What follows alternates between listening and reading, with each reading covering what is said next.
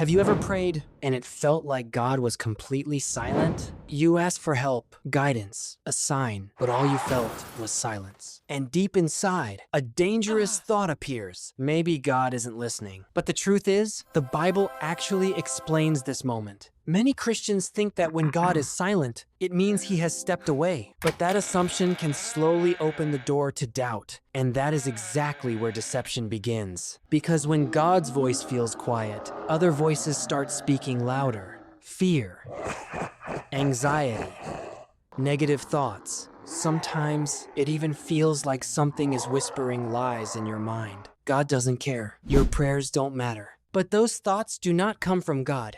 There is a powerful verse many believers forget in these moments. Psalm 46:10. Be still and know that I am God.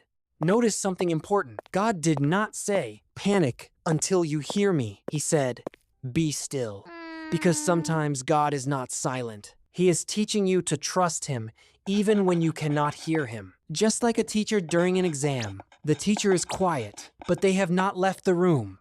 Silence does not mean absence. It often means God is working in ways you cannot yet see. And the enemy knows something important. If he can convince you that God has abandoned you, he can slowly pull you away from faith.